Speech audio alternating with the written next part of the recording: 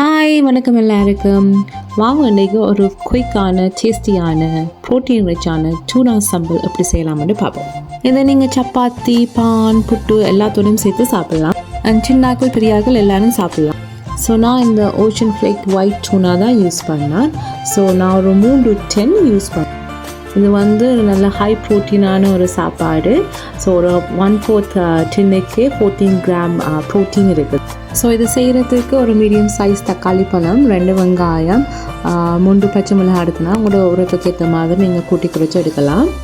வெங்காயம் பச்சை மிளகாய் எல்லாத்தையும் சின்ன சின்னதாக சாப் பண்ணி வையுங்க. அதே மாதிரி தக்காளி பழம் சின்ன சின்னதாக சாப் பண்ணி வையுங்க ஒரு சைட். அதுக்கு பிறகு ஒரு பேனில் நல்லெண்ணெய் போட்டு கொஞ்சம் ஹீட் பண்ண விடுறேன். அதுக்கு ஹீட் பண்ணி வந்த அப்புறம் கொஞ்சம் மஸ்டர்ட் சீட் போடுறேன். அதோடு சேர்த்து கொஞ்சம் பெருஞ்சீரகம், அதெல்லாம் ஒரு 1 minute அதை வதங்க விட்டுட்டு இப்போ வெங்காயம் மிளகாய் போட்டுறேன். அது கொஞ்சம் குக் பண்ணி வந்த அப்புறம் ஒரு ப்ரௌன் கலர் கொஞ்சம் வந்த அப்புறம் தக்காளி பழம் ஆட் பண்ணுறேன். ஸோ தக்காளி பழம் போட்டு ஒரு மீடியம் ஹீட்டில் வச்சு ஒரு கொஞ்சம் நேரம் குக் பண்ண விடுறேன். அண்ட் ப்ளஸ் உப்பு ஆட் பண்ணேன். ஸோ உப்பை கொஞ்சம் பார்த்து ஆட் பண்ணுங்க. ஏன்னா நாங்கள் டின் டூனா யூஸ் பண்ணுறபடி அதில் ஏற்கனவே கூட சோடியம் ஆட் பண்ணியிருக்குது. ஸோ அதால் உப்பு பார்த்து குறைவாக ஆட் பண்ணுங்க. ஆல்சோ நாங்கள் அந்த பெருஞ்சீரகம் மஸ்டர்ட் சீட் போடைக்கு கருவேப்பிலை இருந்தாலும் ஆட் பண்ணலாம். என்னட்ட இல்லை, அதெல்லாம் நான் ஆட் பண்ணலை. ஆட் பண்ணால் கொஞ்சம் வாசமாக இருக்குது. ஸோ அதுக்கு பிறகு நீங்கள் உப்பு போடைக்கு உங்களுக்கு உரைப்புக்கு வருமாண்டா கொஞ்சம் தூளும் போடலாம். நான் ஒரு டீஸ்பூன் தூள் போடுறேன்.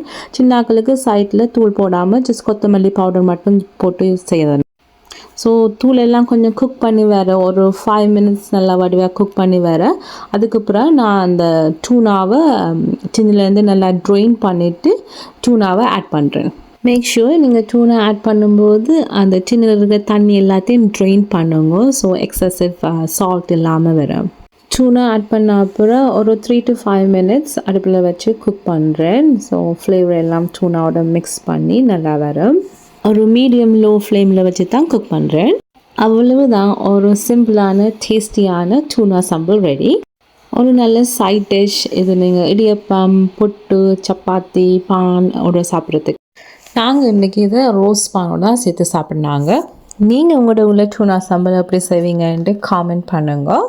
ஐ ஹோப் இந்த வீடியோ உங்களுக்கு யூஸ்ஃபுல்லாக இருந்திருக்குமென்ட்டு அப்படி வர வீடியோவுக்கு கட்டாயம் என்ற சேனலில் ஃபாலோ பண்ணுங்கள். தேங்க்யூ.